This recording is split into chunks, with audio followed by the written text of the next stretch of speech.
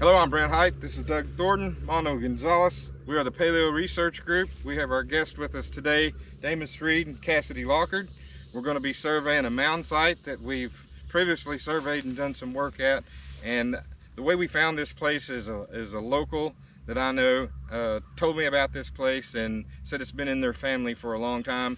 So we decided to come out here and do a free evaluation of this place and see what we think is going on here.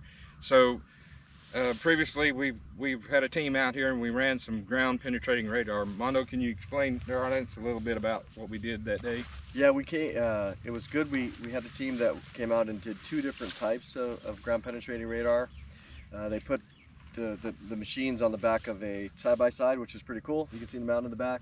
They just made some straight grid lines over and across, taking it at different layers or different levels, basically underground. And so we were able to take some measurements of the soils as well as any other anomalies that would be up to about 300 feet underground. So we got some preliminary data back on that, and which was kind of, I don't know, what do you think? Encouraging, discouraging? It was kind of discouraging, but we still think there's something going on here. And we're going to do another test today. Doug, explain a little bit about what we do with our Trifield meter and what we're going to do here today. So every site that we go to, we use these Trifield meters. We're going to be measuring any milligauss readings for radiation, for electrical readings, and radio frequency, see if there's any anomalies like we found previously in the Indian Rock Cave. So right. we'll do some measurements here and see if we find anything with that. Okay, we're going to get started.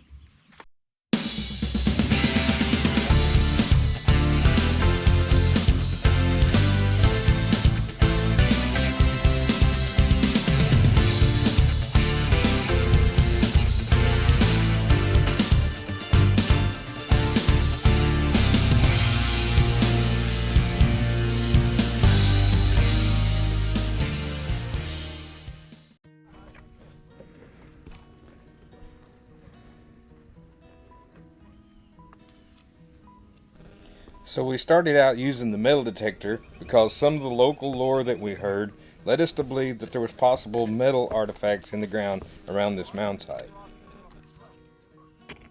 I heard something then. Mm-hmm. May have been rock. Whatever it is, it's long. Is it? Yeah. Probably a tractor implement. Probably. You think you got it? Cool. That does look like a piece of plow. And you can expect to find stuff like that out here because this has been farmed for about 100 years. Okay, so the reason why we come to places like this, for one, this is on private property and it gives us permission to do a survey on this place that we otherwise wouldn't be able to do on public land. So there's some anomalies here, and all we're going on is some of the local lore. But supposedly down this way about a mile, there was a skeleton found, and it was a skull and it had a metal faceplate on it. And so that's an anomaly. That's something that's odd. You don't find that. We do know that Hernando de Soto and his men were in this area, so it could be Spanish, but it could be even older than that because prior to Columbus, there was a copper trade going on the North American continent, and some of the copper was being spread to different parts of the world, South America and even Europe. So what we're looking at that we think is more than just Native American. We think there's something else going on here, maybe a European race that was here before the Native Americans or at the same time as some of the Native Americans. So we like to go to sites like this to see if we can decode some of the history that's been lost. We don't know all of the history of the North American continent. So we like to go to these places and try to see if we can piece together some evidence that will tell us a more true story of what had happened in the ancient past on the North American continent. So anytime we can find a place like this that has certain anomalies, there's also some lore about giants in this area. There's been a 7'4" skeleton within about 10 miles of where we're standing right now that was found in a cave There's some strange anomalies there. We're going to visit that place later on. Anytime we can find a place where there's something going on that's out of the ordinary, we like to investigate it. We like to try to get readings with our Trifield meter to see if there's any magnetic anomalies or RF anomalies. And so we're drawn to places like this, and this is what we like to investigate. And then also at this site, there's a rock wall. You see this tree line behind us over here. There's a creek that runs down through there. There's also a creek on this side of this field.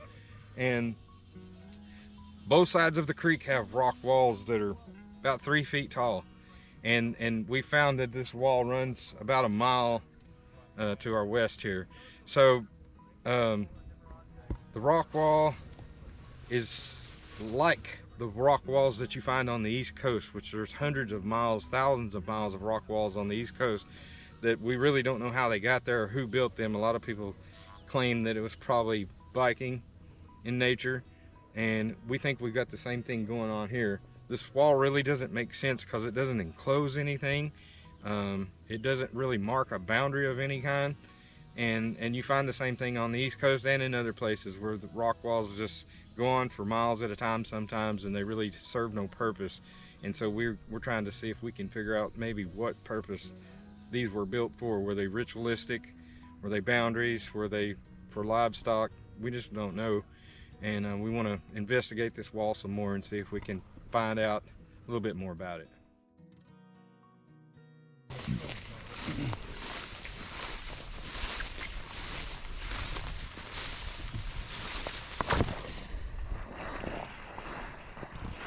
So with having a 5-man team, we were able to accomplish multiple tasks simultaneously. And each man detected and recorded the data that he observed while doing his task. What are you doing, Thomas? Measuring from the south tip to the north tip. Seeing how wide this is. Fighting through these grass. Then we had a friendly visitor that decided to join the team. Hey. How you doing, pup? How you doing, pup? Well, do you want me to do from that to over, or did you get that last time? I think when I stood out there, I started where it starts to slope up, Uh-huh. and I went to where it ends. I think I got 227, I'm not sure. Well, also, like, that's where I asked Mondo best place to start, and where he thinks truly the base of it is. Mm-hmm. So. Hey, Thomas, how you like being a part of this, the archaeological excavation part? Well, feel blessed to come out here and be invited, first of all, and honored to be part of the crew. So I appreciate you guys inviting me, and it's a beautiful country, and to be able to work with you guys is you know, pretty special. So I appreciate it. Talk about how we all met. So we met in Nashville, Yes, sir. and we went to a conference. Timothy Alvarino was hosting a conference there, and I think you and your dad flew in, and you didn't have a vehicle, so you guys rode with me. Yeah, you're while I kind was enough to there. offer us a ride and So paddle around with you. That's Yes, how yes. we got acquainted, and then we happened to sit down at a table with Mondo, Mm-hmm. and had a conversation with him, which led us to having some conversations with L.A. Marzulli later. And then I also met Doug there. Yep. We had several conversations while we were there, and Doug was fascinated by some of the stuff that I had been doing. He said, I want to get up there and do some of that. Yeah. He's seen a couple of my videos and my Buffalo River trip and a few things, and he says, I want to be part of that. I want to see what your neck of the woods looks like. So Mondo and Doug started coming out, and they've been out, I think this is their 3rd or 4th trip now. And we've been to several different sites. We've been to some commercial sites, and then we've also been to some private sites, and that's what we like to focus on is on sites that are on private property. That gives us more jurisdiction, I guess. All right, so I'm with Cassidy Locker today. He's a local guy, lives near me, and actually I think he saw one of my YouTube videos and then found me on Facebook and sent me a messenger message, and we got connected, and it happens that I know some of his family, so so we had something in common there, and I asked him to come with us next time. He asked, he said, hey, I'm local, I'd like to go with you guys sometimes. I'll say, you're welcome to. So we got him running the metal detector day.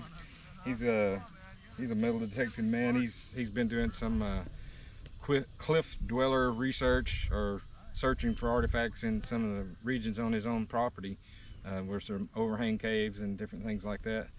And so what are you finding out here? Have you found anything today? I just found a piece of iron off of some farm equipment.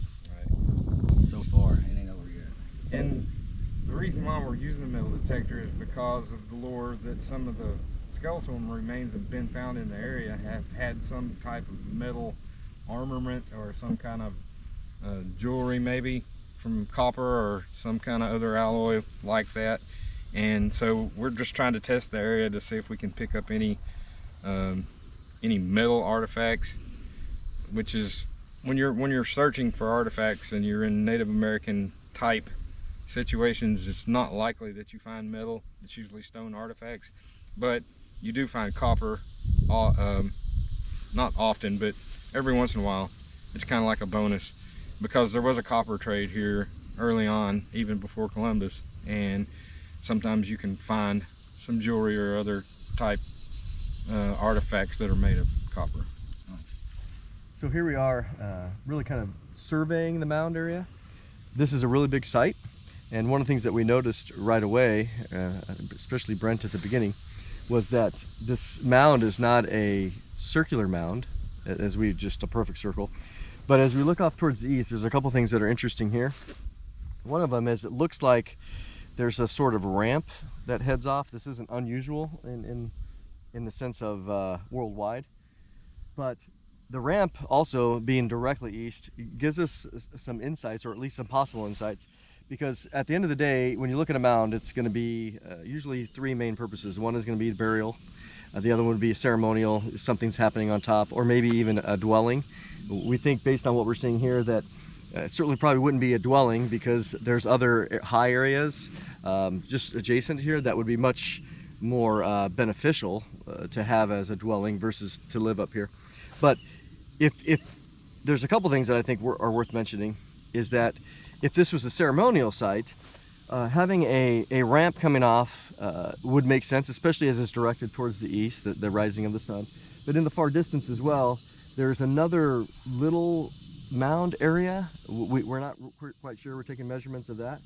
But the other thing I find interesting at this particular site, as it relates to the possibility of it being ceremonial, is all of the rocks that are around. There's a certain rocks every so many feet, it seems, around, not at the bottom layer, not at the top, but right around the middle part of the slope as you're coming up. And so what were those about? The GPR kind of showed us some interesting things as well. But the other thing that we want to show you is, so you're coming out here, you see all this, and if we just stayed on the mound, we'd be like, oh wow, look at this. But it's good practice to walk around the vicinity, because interestingly, there's a creek that comes really, at least adjacent to this piece of property, this farm property, that goes north-south. But if you come over to the corner, to really the southeast corner, it hits another creek. So it kind of joins there, and you can see there's the hills on the far side.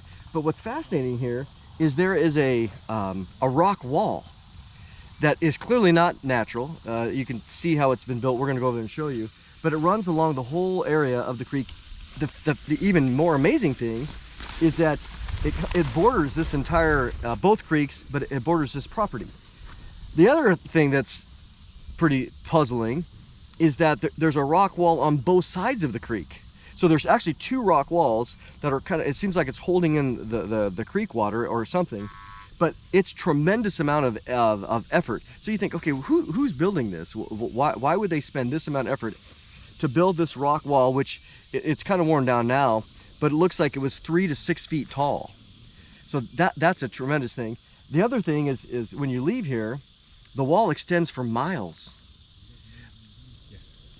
That something's going on. I don't imagine farmers in the last couple hundred years are going to be spending that kind of energy to build a wall on both sides of the creek. I mean, yeah, maybe this flooded out, but there's so many hills here that I wouldn't imagine there'd be that much standing water here, especially because we just had a major rain come through, inches.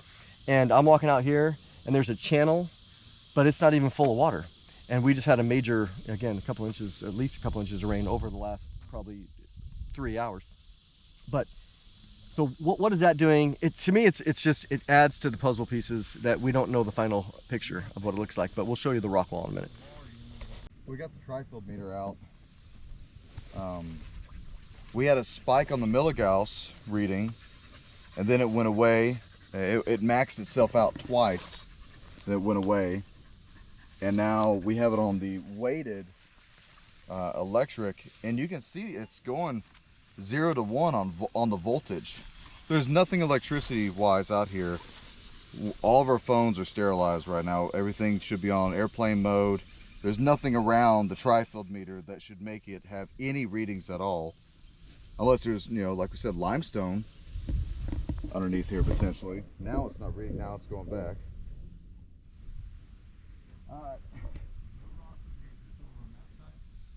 You know, I wouldn't say that there's a magnetic anomaly. We are getting readings that could be from multiple different things. But we have no electrical lines around here. We have no cell phone towers near. We don't even hardly have signal for our cell phones. Yeah, I have no signal. So we can probably rule that out. Yeah. And you know, from here to right there, we got higher readings here than we did over there. And it's just jumping back and forth. It'll go to a 0, it'll zero itself out. It'll go to a 1, and then it'll jump up to a 0.5, 0.7, then go back down. Now it's at a 0.3, and that's on weighted. Let's go to electric. Perfect, no volts. Radio frequency. Nothing. So, you know, it's, I hate to go paranormal, but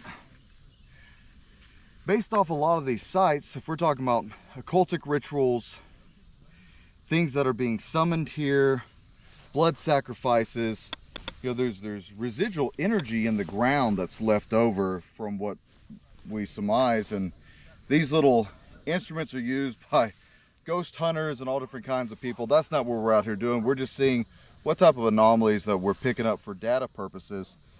Multiple sites we've been to, we've picked up voltage where there should be nothing, high levels of milligauss readings where there shouldn't be anything, radio frequencies where there shouldn't be any radio frequencies at all. And if we went out probably into any other field where there's no mounds, we're not getting anything. But when we come out here to these mound sites, we're getting anomalous readings. We don't really know what to make of it, but you know, we're picking them up. So we'll go to the rock wall and test that out and see what we find there.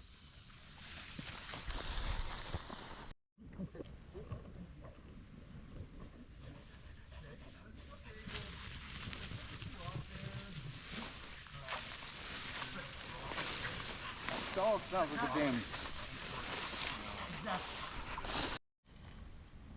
As you can see here, this is where Dominus gets into poison sumac and poison ivy. We're gonna be and praying. poison oak. And possibly poison snakes if you're not careful. Okay, so we mentioned earlier that when we were up on top of the mound, that surrounding this property is this wall, which again is on both sides of the creek. So what we wanted to show you here is this is clearly not just maybe a big flood that happened and the rocks piled together along the entire edge. Because if you look, I don't know if you can see it on the far side, there's another berm which has the same, again, rock. You can see these are clearly human placed for miles and miles and miles. And as always in any sort of archaeology, the question we ask is why? Why would they do this? And secondly, there's usually three. Why did they do it? When did they do it? And who did it? Because we can see how they did it.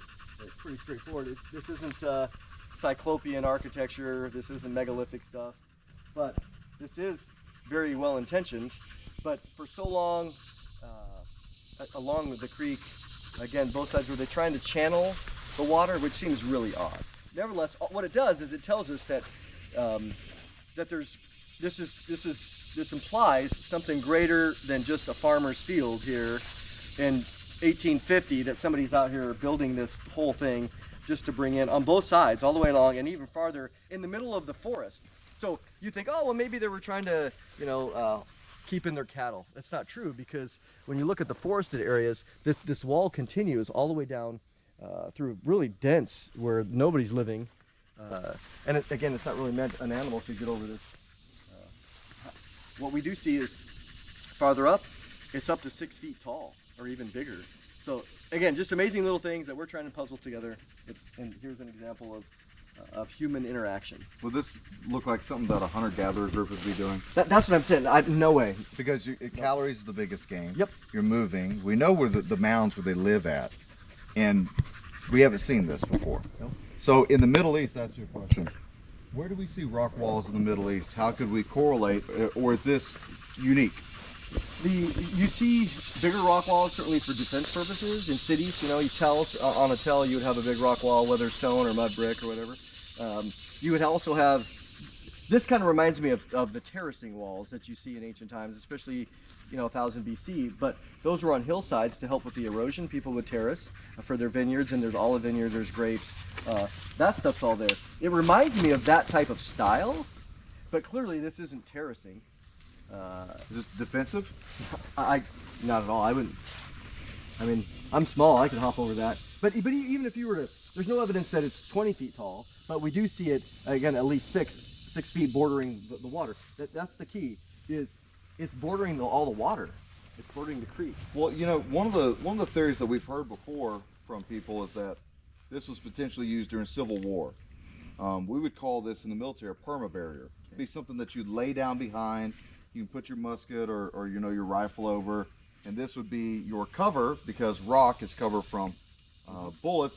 This would be bullet resistant, and concealment would be the forest. They're going to, the musket balls and all that are going to go right through where you could get protection, but it goes on for miles. And if this wasn't a main area for battlegrounds, then why, once again, calories is the key, especially in military movements. Why spend so much time getting your guys tired, getting them dirty, just to build these small little fortifications and not a fort? Yep. What was defensive for this? Because one thing, where'd all this rock come from? Did it come from the creek? If so, your guys got to get in there under the cover of potentially being attacked. This takes a lot of effort. This wasn't done in a day. This was, if it was done, it was done in weeks to months, because it's miles of it. And it goes along, again, it hits the other creek too. So let me point out one thing. We don't know how far down this wall goes. correct, yeah. We haven't dug a test pit beside the wall. It may go down 3 or 4 more feet. You put the shovel. Yeah, pass that shovel over. Get to work, Thomas. What do you think you're here for? I was just Here to look pretty? the pretty one of the group. You can help critique if you want me to. Use your foot a little bit better as you're digging. Everyone's critiquing me, but Doug. Yeah, that's right. That's right. Throw the dirt a little bit further away I think you're doing a beautiful job, man. and dig faster. Aye, aye, sir. Aye, aye. Well, Are you seeing Now it go keep down going. deeper again? yeah, seems like there's another rock right there. There's another. So that would make that almost 4 feet. Because Damas is about 12 feet tall. Yep.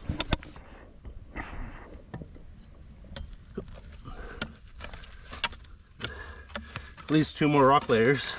That one, and there's one right there.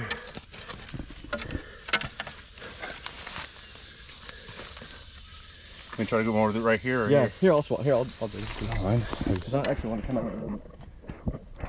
So after digging for a while, we determined that the wall went another 3 feet down into the ground, maybe more. So by doing this simple field test, this can give us an idea of the age of the wall.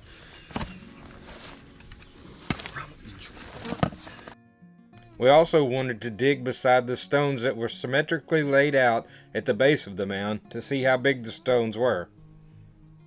The apparent intentional placement of the stone seemed to form a hinge around the base of the mound, which is typical of sites that you find throughout the world.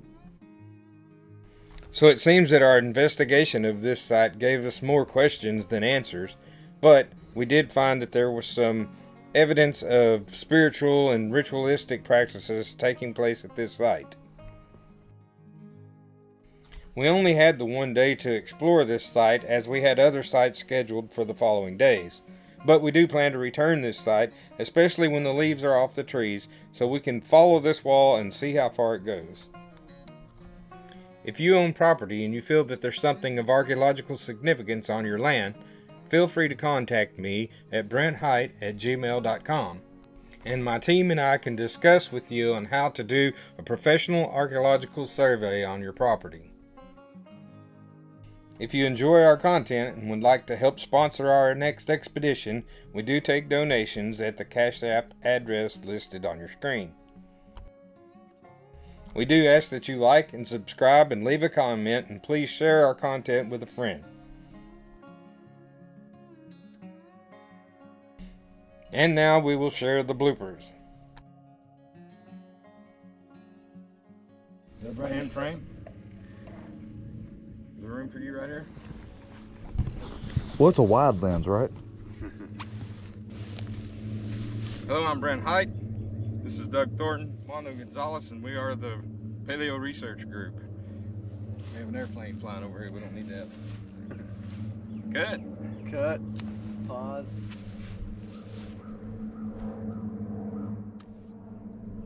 You know when they were filming the big scene in Braveheart, that last big charge, they kept having airplanes fly over. They had to wait 3 hours while everyone stood out there.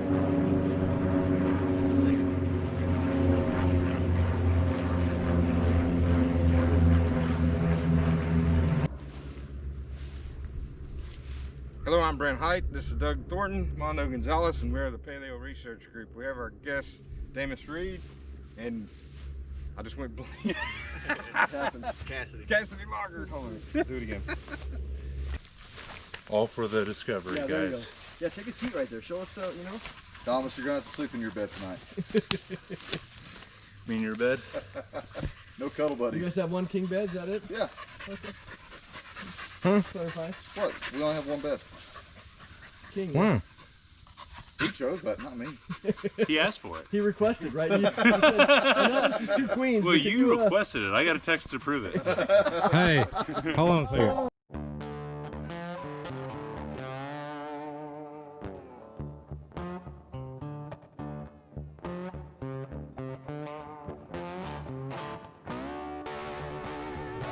I didn't get that on film.